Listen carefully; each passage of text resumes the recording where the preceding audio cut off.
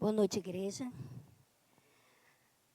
Que a paz de Cristo esteja no seu coração. Eu vos saúdo com a paz de Cristo. Boa noite a você que nos acompanha pelas redes sociais. Nosso desejo é que a palavra do Senhor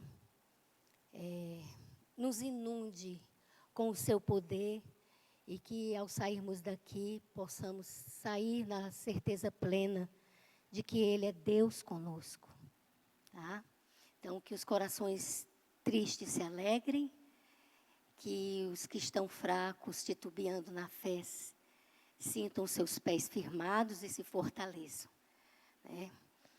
A igreja vem desenvolvendo, às quartas-feiras, palestras, ministrando palestras, ensinamentos sobre as nossas 28 crenças. Né? E hoje eu estou com a crença 13. Tá? O nosso tema será especificamente englobando os três capítulos muito importantes de Apocalipse, seria Apocalipse 12, 13 e 14. É claro que o tempo não vai ser suficiente para a gente abordar com a seriedade que esses 3 capítulos exigem, porque um capítulo só exigiria muito tempo. Então, a abordagem é mais com relação ao remanescente e à sua mensagem. No meio cristão existem algumas perspectivas, né? Pelo menos as 5 principais perspectivas, acerca do tema do que é a igreja. E eu gostaria de colocar para vocês entenderem o que é realmente o que é o remanescente, né? Então, existe hoje no meio evangélico, no meio cristão, várias perspectivas a respeito da igreja. A primeira delas, que eu gostaria só de conceituar aqui para vocês, são os universalistas. Eles definem a igreja de forma simbólica, como sendo o conjunto de todas as pessoas que vivem sobre a influência de Deus. Quer reconheçam ou não. Opinam que a única lei que esse tipo de igreja reconhece é a lei natural do amor. Qual é a implicação final dessa crença, dessa perspectiva? É que todos seriam salvos, todos, né? Pois todos carregam em si algo da moral divina do amor. A esse grupo pertence principalmente os espíritas, alguns congregacionalistas lá dos Estados Unidos, né, norte-americanos. Realmente, quando Cristo morreu na cruz, ele morreu para salvar a todos. Mas Deus trabalha dentro de uma perspectiva de livre-arbítrio. Né? Então, esse é o primeiro conceito. O segundo conceito são os eleicionistas, ou pré-deterministas. Né? Eles definem a igreja de forma abstrata, como sendo um conjunto dos salvos, que foram assim definidos pela soberania divina. Quer dizer, Deus definiu. Aquele ali vai nascer, esse daqui vai ser eleito para a salvação. Esse outro aqui vai nascer? Não, esse vai ser para a perdição. Tá? Já é definido, é pré-determinado. Opinam que a lei suprema que esse tipo de igreja reconhece é a lei da determinação divina. Qual é a implicação dessa perspectiva? É que, obedecendo ou não às leis divinas, os eleitos serão salvos e os não eleitos serão lançados no inferno, pois isso estaria pré-designado por Deus. Então, estão nesse grupo os calvinistas e as denominações que receberam influência do seu pensamento. São muitas, né? A mais conhecida são os presbiterianos. Depois nós temos os espiritualistas. Eles definem a igreja de forma espiritualizante. A única lei que esse tipo de igreja está sujeita é a da manifestação do Espírito. Aí vem a questão do dom de língua, do exorcismo, dos milagres, né? Ficando as leis de Deus num plano secundário. Nesse grupo se inclui os pentecostais, os carismáticos e os chamados neopentecostais. Quem são os neopentecostais? São essas igrejas que a gente viu surgir, né? Que a gente vê surgir praticamente todo dia na esquina da nossa rua. São pessoas que não têm um corpo, uma teologia baseada em fundamentos bíblicos, simplesmente alguém desejou montar uma igreja, monta. Né? Depois nós temos os dispensacionalistas. Eles definem a igreja de maneira mística, como sendo o conjunto de todas as pessoas que vivem de acordo com os reclamos de Deus para cada era eclesiástica. Também são chamadas de dispensação. Sugerem a existência de 3, 4 ou 7 dispensações. A implicação final dessa perspectiva é que seriam salvos, arrebatados, aqueles que vivem segundo a graça e não a lei, sendo esta a atual dispensação da igreja. Esse grupo é composto de um misto de cristãos de quase todas as denominações evangélicas conhecidas. Tá? A gente não precisa ir muito longe, cada um de nós conhece pessoas, né, que têm essa manifestação de fé. Por fim, nós temos os remanescentistas. Eles entendem a igreja de forma concreta, como sendo as pessoas que vivem de acordo com o que tiveram oportunidade de conhecer acerca do caráter de Deus e de suas leis. Defendem que esse tipo de igreja reconhece a imutabilidade do caráter de Deus e a eternidade das justas leis de seu governo. A noção de perenidade das leis divinas e a fidelidade humana a elas por meio da graça de Cristo são apresentadas como um único critério de identificação da Igreja de Deus. A implicação final dessa perspectiva é que serão salvos apenas os que vivem segundo a luz que receberam acerca das leis de Deus em resposta de amor à graça divina. Você se identificou com esse último grupo? Pois nesse último grupo está a Igreja Adventista. Os adventistas, eles reconhecem, eles consideram as Sagradas Escrituras na sua totalidade, no Antigo e no Novo Testamento. E eles reconhecem as Escrituras como a única regra de fé e de esperança. Os nossos fundamentos de fé são baseados nos 5 pilares, como protestantes que somos. Né? A Reforma Protestante baseou-se em 5 pilares. Somente as Escrituras, somente a graça, só a graça, ou somente Cristo, só a graça, só a fé, somente a Deus a glória. E a Igreja Adventista, então, sob esses 5 pilares, ela tem 6 doutrinas. Quais são essas doutrinas? A doutrina de Deus, a doutrina do homem, a doutrina da salvação, a doutrina da igreja, a doutrina da vida cristã e a doutrina dos últimos eventos. Essas doutrinas, elas incorporam 28 crenças, que não são credos, são crenças. Né? E dessas 28 crenças, é o que nós estamos estudando toda quarta-feira. E hoje nós vamos ver a 13ª, que é exatamente o remanescente e sua missão. Eu vou ler para vocês o que é que reza essa 13ª. Né? A Igreja Adventista crê que a Igreja Universal se compõe de todos os que verdadeiramente creem em Cristo, mas nos últimos dias, um tempo de ampla apostasia, um remanescente tem sido chamado para fora, a fim de guardar os mandamentos de Deus e a fé de Jesus. Este remanescente anuncia a chegada da hora do juízo, proclama a salvação por meio de Cristo e prediz a aproximação de seu segundo advento. Essa proclamação, ela é simbolizada pelos 3 anjos que Apocalipse 14 fala. É a mensagem dos 3 anjos. Né? E coincide com a obra do julgamento no céu, resulta numa obra de arrependimento e reforma na terra. Todo crente é convidado a ter uma parte pessoal nesse testemunho mundial. Um estudo aprofundado, né, desse tema, ele pega porções importantes das Sagradas Escrituras. A gente pode fundamentar a Igreja Adventista como povo remanescente, não apenas através desses 3 capítulos, mas a gente pode, no Antigo Testamento, pegar o livro de Daniel, pode pegar o livro de Malaquias, pode pegar o próprio livro de Isaías, e a gente vai encontrar identidade para esse povo remanescente. Né? O tempo que dispomos nessa noite não vai nos permitir passear por todas essas passagens. Né? O que eu vou exatamente colocar para os irmãos é para os irmãos entenderem o papel importante que cada um tem dentro desse movimento profético. Né? Nós entendemos a Igreja Adventista com uma relevância por conta da própria missão, né, dentro desse momento, dentro da profecia. O livro de Apocalipse, ele tem duas porções. A primeira porção, ele vai do capítulo 1 ao capítulo 11, e a segunda porção vai do capítulo 12 ao 22. Nessa segunda porção, é exatamente onde a gente vai se deter, né? Ela faz referência ao tempo do fim, até a volta de Cristo. E é uma sessão escatológica, né?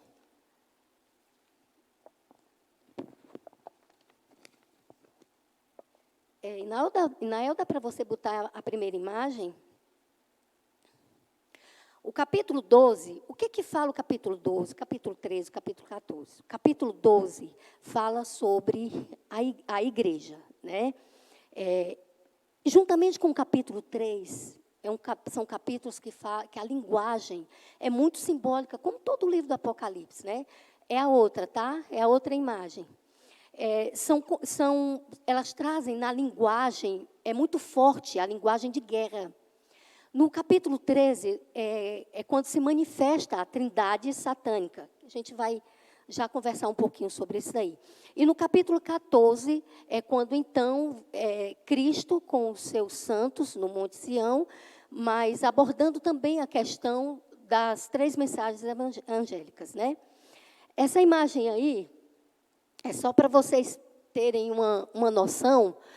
Olha os verbos: devorar, fugir, peleja, venceram, cólera, perseguiu, pelejar, irar-se, golpear, ferida, peleja, pelejar-se, matar. Esses verbos evocam guerra, ação, luta. Por quê? Porque nós estamos no meio de um grande conflito. Um conflito que originou-se, a princípio, nas regiões celestiais, quando uma das criaturas, né, que servia diretamente ao Deus Criador, entendeu na mente dela que não estava feliz, que gostaria de estar no lugar de Deus, porque ele entendia que ele governaria melhor do que Deus, que as leis de Deus eram impossíveis de serem seguidas e que ele tinha uma proposta melhor para as criaturas desse Deus Criador. E ele não se contentou em ficar calado com o pensamento só para si.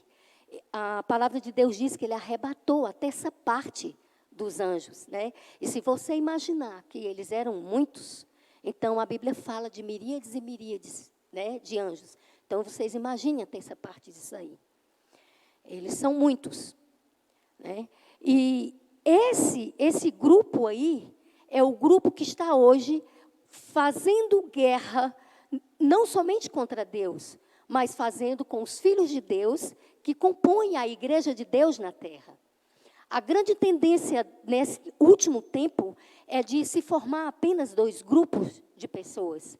Aquelas pessoas que vão reconhecer a lei de Deus como perenes, como vigentes, como eternas, e que a Deus devem honra e glória, respeito, adoração, e aqueles que vão acreditar numa mensagem de mentira, numa contrafação. Porque não se enganem, nos últimos dias, o evento final que vai culminar,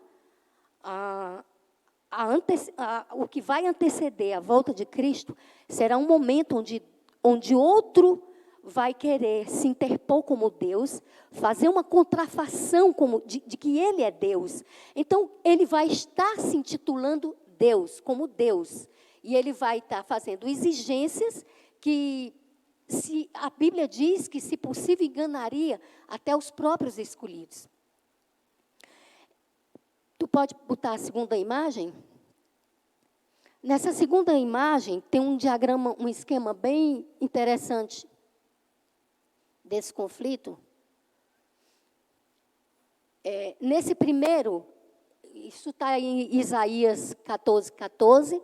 Nós temos a informação de que Satanás foi expulso do céu pela primeira vez quando se rebelou. Foi lá, quando houve a rebelião e ele foi expulso, né?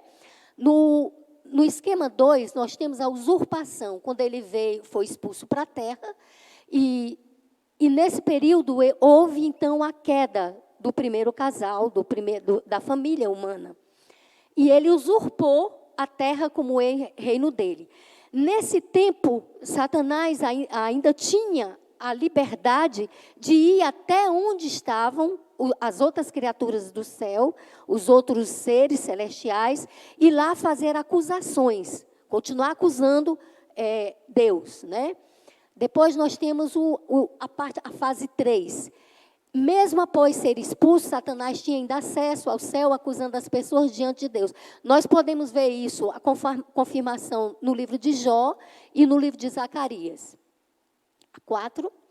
Nós temos os desmascarados, né? Através da cruz, o verdadeiro caráter homicida de Satanás foi revelado.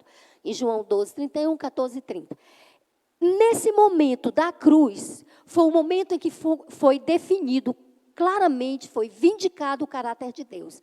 Na cruz do Calvário, Jesus não morreu apenas para nos dar o resgate. Ele morreu também para vindicar o caráter do Pai, o caráter da divindade criadora.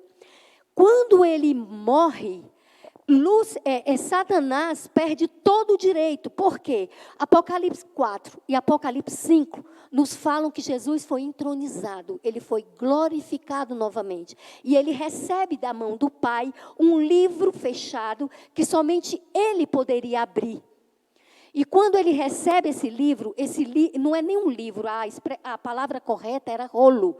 Quando ele recebe esse rolo, ele está recebendo a titularidade da terra de volta.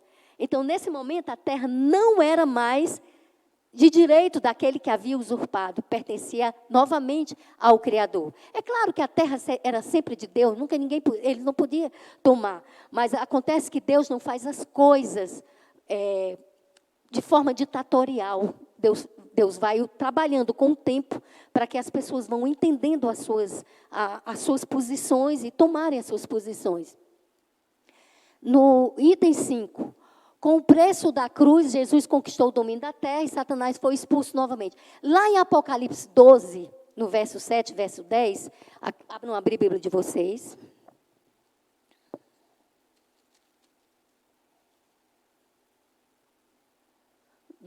No verso 7 ao verso 10. Houve peleja no céu, Miguel e os seus anjos pelejaram contra o dragão. Também pelejaram o dragão e seus anjos, todavia não prevaleceram, nem mais se achou no céu o lugar deles. E foi expulso o grande dragão, a antiga serpente. Aqui está fazendo referência a Gênesis 3, né? Que se chama Diabo e Satanás, o sedutor de todo o mundo. Sim, foi atirado para a terra, e com ele os seus anjos. Então ouvi grande voz no céu, proclamando: agora veio a salvação, o poder, o reino do nosso Deus e a autoridade do seu Cristo. Pois foi expulso o acusador de nossos irmãos, o mesmo que os acusa de dia e de noite diante do nosso Deus. Ele, pois, os venceram por causa do sangue do Cordeiro e por causa da palavra do testemunho que deram. E mesmo em face da morte, não amaram a própria vida. Por isso festejai, ó céus, e vós que neles habitais. O que é que está acontecendo aqui? O céu está em festa, porque nunca mais, depois da cruz e da ascensão de Jesus, Satanás podia mais subir ao céu. Então, o que foi que aconteceu? Ele foi novamente expulso, novamente vencido, né? E para onde ele foi enviado? Para cá. Ele e a turma dele todinha está aqui, né? Aí o anjo diz: ai da terra e do mar, pois o diabo desceu até vós, cheio de grande cólera, sabendo que pouco tempo lhe resta. Então, esse é o nosso grande problema que Deus já resolveu, né? E qual é o papel, a missão? Nós vimos todos qual é o sexto? Qual é o sexto aí? Dá para tu... Resta pouco tempo, a derrota de Satanás é certa, mas ele ainda causa danos, mesmo que sua atuação e poder sejam limitados. Vamos avançar um pouquinho, porque o tempo aí está bem, né?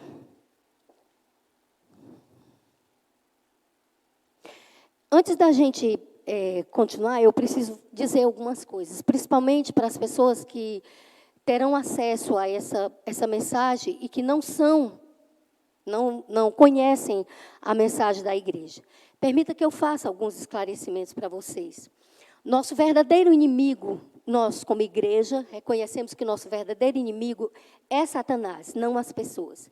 Em nosso estudo de hoje, não há pretensão para apontar erros de pessoas. O que faremos será identificar sistemas religiosos, falso e verdadeiro. Tudo que está sendo tratado aqui será extraído da própria Escritura. Não creio, pessoalmente, que os verdadeiros filhos de Deus estejam todos na mesma igreja ou na mesma denominação religiosa.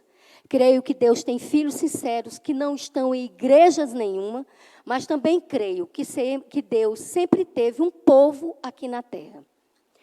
E a igreja adventista se entende como parte desse povo e com uma missão especial, né? Uma missão dentro da própria profecia.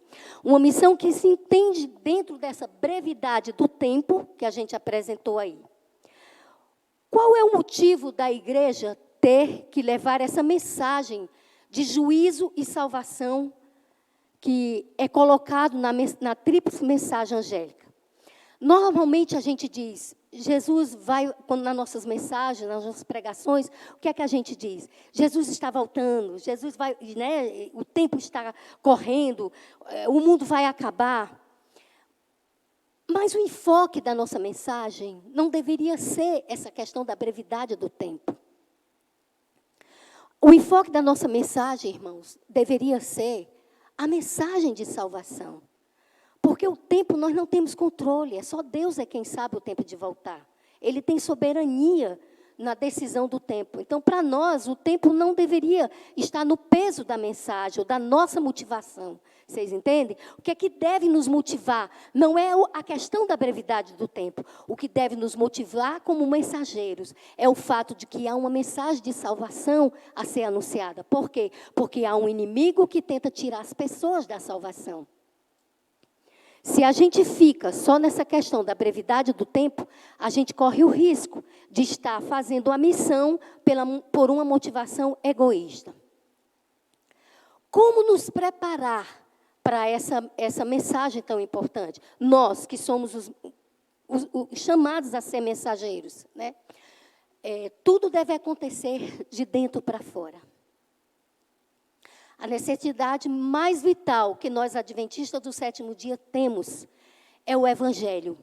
E é ele que nos fará cair perdidamente apaixonados por Deus, por quem Deus é em Cristo Jesus. Não deveríamos simplesmente agir na suposição de que nós, como povo, já entendemos tudo, que temos tudo, o que precisamos fazer é só aumentar o volume, sabe? Porque lá, numa das mensagens, diz que o anjo está falando com palavra forte. Quer dizer, há um forte clamor. Então, o alto clamor, quem dá a intensidade do volume, quem dá é Deus, não somos nós. Então, às vezes, a gente pode incorrer no erro de estar querendo dar o volume por conta própria. Porque é muito estranho que, de repente, a gente tenha noção de tudo isso e a gente ainda não tenha contemplado o derramamento da chuva serúdia, o derramamento do Espírito Santo. O que é que está faltando, né? Será que nós não estamos, como igreja, querendo dar o tom desse volume? Será que a gente já está realmente preparado individualmente como mensageiro para a responsabilidade dessa mensagem? Porque se eu vou falar de justiça, se eu vou falar de perdão, se eu vou falar de misericórdia, se eu vou falar de longanimidade, porque a mensagem não é minha, a mensagem é do Deus Criador, se eu vou falar de tudo isso, mas no meu dia, o que meus filhos veem, o que meu companheiro, o que meus colegas de trabalho, o que a minha vizinhança vê, o que os meus irmãos da igreja, o que o mundo lá fora vê em mim, são pessoas sem misericórdia, são pessoas sem graça, são pessoas que representam o mau caráter de Deus. Então, qual é a seriedade dessa mensagem que eu vou levar, que vai inspirar as pessoas confiança? Porque não se enganem, irmãos, nos últimos dias, o engano vai ser muito forte. A palavra de Deus diz que os que estarão do outro lado da trindade satânica, eles vão fazer descer fogo do céu. E qual argumento você vai usar contra isso? Qual o argumento que você vai usar contra isso? Quando as pessoas hoje correm atrás das igrejas porque querem um milagre. Não vão atrás nem porque querem conhecer Jesus, porque querem saber como é que estão espiritualmente e querem buscar perdão ou misericórdia. Querem cura, querem prosperidade, querem casa, querem dinheiro, querem saúde. São coisas boas em si mesmas, mas elas não podem ser o fim da nossa busca. Então, a primeira questão tem que ser de dentro para fora. Eu tenho que estar apaixonada por Deus. Eu preciso amar a Deus. E para eu amar a Deus, eu preciso conhecer Deus. Eu preciso ter intimidade com Deus. Porque quando eu tenho intimidade com Deus, eu vou reconhecer quando Ele não está presente. Lá no Monte Carmelo, quem fez descer fogo do céu foi Deus, não foi Baal. Mas nos últimos dias, será Baal. Será a trindade satânica quem fará descer fogo do céu. Então, a primeira coisa que a gente tem que entender é que a gente não pode ficar ligado, conectado com uma vida espiritual baseada na emoção. A gente tem que servir a Deus de forma racional. Aquelas pessoas que são muito ligadas pelo emocional, elas vão se enganar facilmente. Se nós, como povo, estivéssemos mesmo proclamando a mensagem à luz do Evangelho, como Deus deseja que ela seja proclamada, Deus aumentaria a intensidade. Deus deseja que ela seja proclamada. Deus aumentaria essa intensidade. Deus daria notariedade a ela. Deus a tornaria viral. O Espírito Santo faria cair a chuva serôdia, porque o grande evangelista é Deus. A chuva serôdia virá em reconhecimento de que Deus aprova. O fato de que nós continuemos sem a chuva serôdia deveria nos levar a uma alta análise do coração. Deveríamos dizer: ensina, Senhor. Mostra-nos o que de fato não sabemos. Abre os nossos olhos para a nossa apatia, nossa condição laodiceana. Abre os nossos olhos, Senhor, para o nosso institucionalismo. Abre os nossos olhos para tudo que o Senhor acha que está bloqueando o fluxo do poder do Espírito Santo na medida da chuva serôdia. Qual deve ser o motivo da igreja para levar a mensagem do juízo e da salvação? Tenham isso em mente. Não deve ser um motivo egoísta. Não deve ser um motivo exclusivista. Vou levar porque a minha igreja tem a verdade. Essa não é a razão. Porque a nossa relevância como igreja, como movimento, é a própria missão em si. Não é a instituição, é a missão. Façamos a mensagem ser realmente nossa prioridade, para vermos a beleza do amor de Deus revelado em Cristo, para contemplarmos, para compreendermos, para entendermos o amor de Deus, até que nos sintamos completamente apaixonados pelo Deus Criador. É a partir disso que tudo acontecerá. Qual é a mensagem do remanescente? É uma mensagem de relevância e importância para o povo de Deus num momento histórico particular. A mensagem, há verdades a serem restauradas? Há.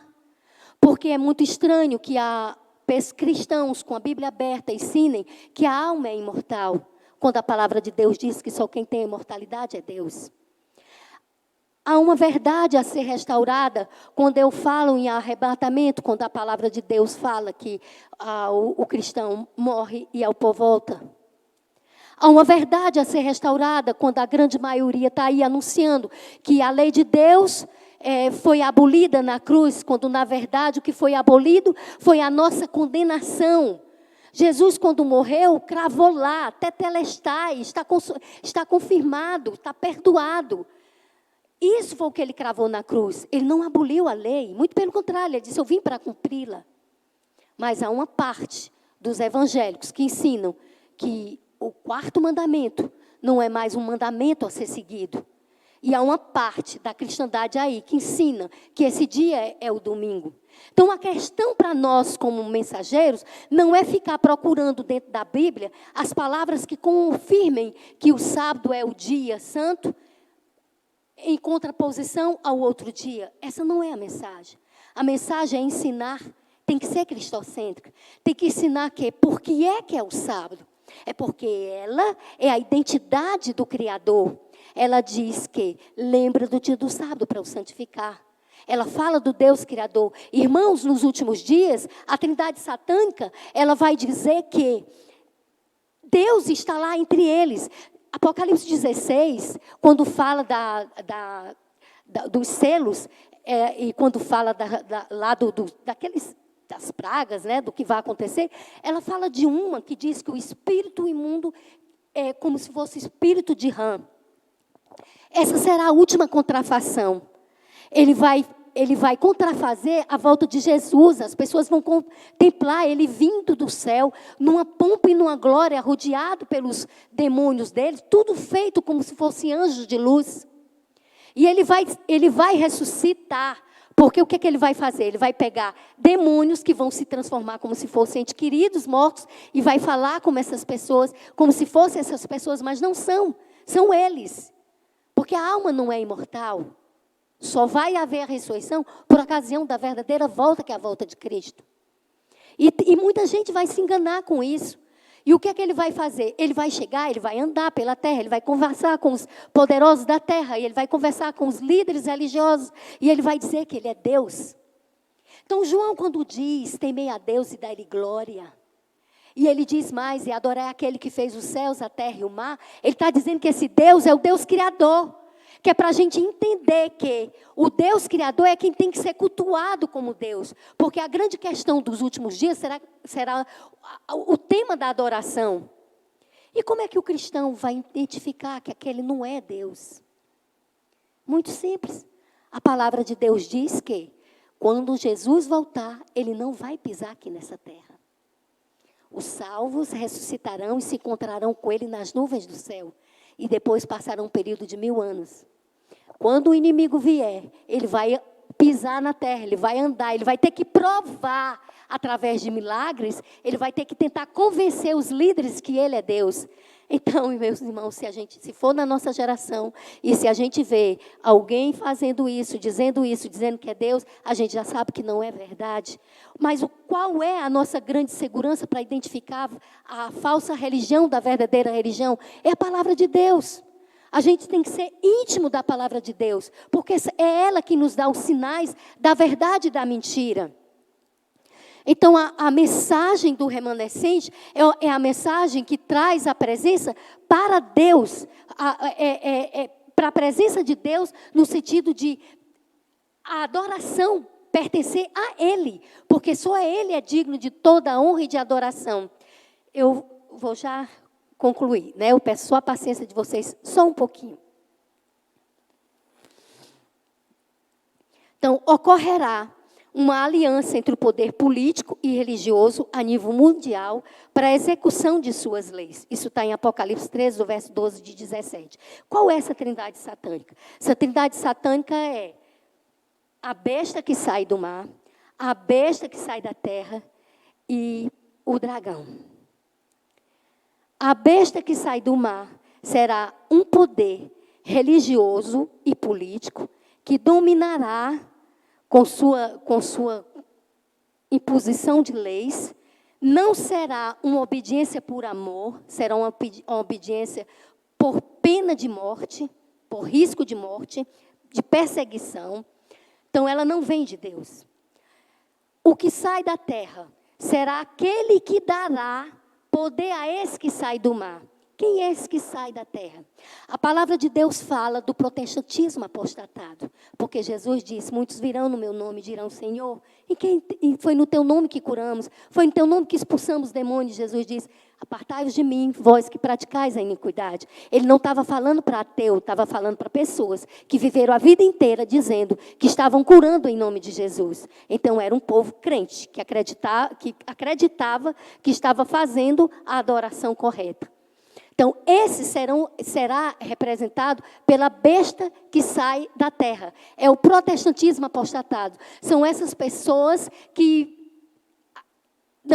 são esses movimentos religiosos que acreditam em verdades que, para elas, que se contrapõem à verdade da palavra. E não se enganem, o anticristo não virá do mundo ateu. Não virá do mundo. O anticristo virá de dentro da igreja. Tá? E ele sairá dentro desses dois movimentos. E a lei dominical, que a gente entende que vai acontecer, porque Apocalipse fala, realça a questão da exaltação a Deus como Deus Criador. Então, será uma das imposições, a imposição do domingo como um dia de guarda em combate ao que é a lei de Deus, porque ele é contra tudo que é de Deus. Né? Então, quando ele colocar isso daí, não virá, gente, lá de fora. Será exatamente a besta que sai da terra quem vai propagar essa questão da lei dominical. Então, ele vai dar poder à besta que sai do mar, e eles juntos vão se unir numa trindade, né, do mal, para combater, para perseguir a igreja, ao povo de Deus. Então, qual é a nossa mensagem hoje? É conhecendo toda essa verdade, a gente ir para os outros nossos irmãos, para outras pessoas que confessam a fé em Jesus Cristo, e chamar a atenção deles para as verdades da Bíblia, da palavra. Princípios bíblicos serão reinterpretados ao bel prazer individual. Práticas erradas e imorais serão aceitas como verdades. Isso está em Daniel 7:25, 2 Pedro 3:16. Pessoas sinceras sairão de Babilônia quando se depararem com a verdade. Logo se juntarão ao povo de Deus. Muitos sairão da Babilônia. Eu quero deixar com vocês, então, uma reflexão. Né? A Bíblia em Apocalipse 13 nos fala que desse conflito de ordem religiosa, ainda que se apresente para muitos como uma de natureza econômica e política, vai ser um tempo de leis que vão massificar as pessoas. E o povo vai pensar que Deus quer isto. Que o ser humano se torne bobinho sem questionar, sem compreender, sem estudar, colocado na sociedade apenas para ir para a igreja, só para poder viver pensando no mundo fantástico, utópico que é a religião. Nada disso. Deus quer desenvolver em você a consciência. Deus quer que desenvolvamos em nós uma consciência social e espiritual, que vivamos nessa geração voltados para o que é ético, para fazermos o bem e não o mal. Não podemos, como cristãos, ter outra visão da lei. Amar, fazer o correto, o bem. Esta é a transformação que a lei de Deus deve gerar na vida de cada um de nós. Tem que vir de dentro para fora, irmãos. Somente assim seremos realmente o povo que vai ser usado por Deus para a mensagem ser levada. Deus não compactua com a mentira. Deus não compactua com a injustiça. Deus não compactua com a corrupção. Aquele que vive na lei de Deus não compactua com a injustiça, por menor que ela seja. O cristão é colocado como elemento de transformação da sociedade, é voltado para o outro, não é um fim em si mesmo, é um elemento de justiça em sua comunidade. Como cristãos, queremos que esse contexto se amplie. Não vamos compactuar com nenhum movimento exclusivista. Não batam no peito, eu sou adventista, porque a mensagem de salvação, a nossa bandeira não é placa de igreja. A nossa bandeira é a salvação em Cristo Jesus. Na teoria, a sociedade vive o discurso da inclusão, mas não é este o cenário que vamos viver na prática. A igreja remanescente não compactuará com este controle maligno profetizado. Antes nos identificamos com Apocalipse 14, anunciamos o evangelho eterno de libertação, compreendemos que a lei de Deus não aprisiona, liberta. Para terminar, a Igreja Adventista do Sétimo Dia é uma expressão histórica dessa consciência. Por isso, independente da denominação que você tem, se você abraçar essa consciência na sua vida, se você comprometer o seu coração com a graça, com o Evangelho e os princípios da lei de Deus, enxergando a lei como um todo, não apenas numa visão ética, mas de toda a sua existência, você estará fazendo parte do povo remanescente de Deus. Ele vai conduzir você a um nível de crescimento em sua vida. Hoje, o Espírito Santo faz um convite, não para que abracemos uma denominação específica, para que tenhamos essa consciência de viver esse compromisso que os patriarcas, os apóstolos, os profetas tiveram no passado. E esse convite é extensivo a toda nação, raça, tribo e língua, a todos. A Igreja Adventista nasceu como um movimento comprometido com essa visão, com essa consciência dos movimentos da lei, da graça, da fé e do anúncio da volta de Cristo. Então, o convite de nós hoje não é seja membro de igreja, seja discípulo do Senhor, pois é como discípulo do Senhor que o Espírito Santo vai agir na sua vida e na minha vida e na vida da igreja. Já é hora do nosso Senhor voltar. A gente se sujeita ao tempo dele, porque ele é soberano, a vontade dele é soberana. Mas já é hora da gente voltar para casa e a gente tem que clamar ao Senhor e dizer para o Senhor que estamos cansados dessa tristeza, dessas decepções, cansados de ver pessoas morrendo por inundação, de doenças e mais doenças ficarem surgindo, nos aprisionando muitas vezes dentro de casa, cansados porque temos saudades da casa do Pai. Então, o meu desejo hoje a você, igreja do Senhor, é que você faça um propósito com Deus em seu coração, de ser amigo do Senhor, de amar a lei do Senhor, de viver para o Senhor, de trabalhar o seu ser onde você está sendo agente da Trindade satânica e pedir ao Senhor que Deus abra os seus olhos, que Deus ajude a você a ser um cristão de fato, a amar como Ele amou, a cuidar, a cuidar do irmão e a não acusar, a salvar e a não expulsar, porque o Evangelho de Jesus é inclusivo, ele atrai. Então, que Deus nos dê a sua paz e que Deus nos conduza para esse caminho da verdade, para que um dia, frente a frente com essa trindade, frente a frente com a mentira, a gente saiba de fato se posicionar, porque cuidem e cuide, Ruth. Tudo isso aqui, toda essa estrutura, não nos pertencerá mais. A palavra de Deus nos será tomada. Viveremos com o que nós sabemos, pela experiência que nós tivemos vivido no tempo de liberdade. Nós não teremos o calor de uma igreja onde se refugiar. Será nós e a nossa fé. Então, cada um tem que lutar junto com Deus, numa luta individual e espiritual, clamando ao Senhor para trabalhar as próprias fraquezas e trabalhar com o coração para que a gente volte novamente a ser amigos de Deus e a amar as coisas de Deus. Então, que Deus nos abençoe. Vamos nos levantar?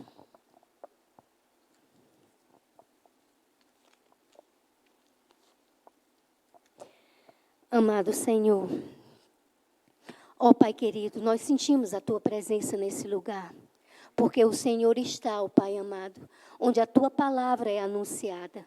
O Senhor mesmo disse que não deveríamos temer quando fôssemos testemunhar a nossa fé, fosse mesmo até, Senhor, diante de tribunais, porque o Senhor nos dotaria com o Teu poder e o nosso falar, Senhor, seria resultado da Tua ação. Senhor, nós só venceremos porque o Senhor estará conosco. Nós só estaremos contigo na eternidade porque o Senhor nos salvou. Ó Pai amado, nesses últimos dias, nesses últimos anos de vida nessa terra, Senhor, existe um povo que ainda não te conhece, que eu sei que o Senhor conhece cada um. Senhor, nos ajude a estarmos, Senhor, preparados para levar essa mensagem para aqueles que ainda não te conhecem. Senhor, nos ajude a entender a importância de nos decidirmos, ó Deus, de estar do Teu lado, de lutar contigo, Senhor, com a nossa própria consciência, com a nossa própria liberdade, reconhecendo, ó Deus, que somente em Ti há salvação, que somente em Ti, Senhor, há vida plena. Perdoe-nos, ó Pai querido, perdoe-nos por nosso tempo de preguiça espiritual, por nosso tempo de inatividade. Nos ajude a ter uma fé verdadeira, uma fé, Senhor, que nos capacite a viver o Teu amor de maneira, Senhor, incondicional, porque assim como o Senhor doou a própria vida por nós, que sejamos capazes, Senhor, de devolver na mesma potência e de ser capaz de entregar a nossa própria vida, Senhor, em fidelidade e amor para contigo. Nos ajude a ter esse amor, a viver essa fé. Pai amado, contempla as pessoas que estão aqui, contempla as pessoas que vão ouvir essa mensagem, e do teu santo trono, ó Senhor, derrama a tua graça. Pai amado, derrama o teu Santo Espírito e nos ajuda, Senhor, a entender aonde devemos, ó Pai, juntamente contigo, lutar para que a gente seja forte onde a gente é fraco, Senhor, entendendo que essa luta é o Senhor que vence para nós. Abençoa o nosso regressar para casa. Nos conduz em paz, Senhor. Nos livra de todo o mal. Nos fortalece na fé e nos dá a tua paz. É o que nós te pedimos em teu santo nome, Jesus. Amém.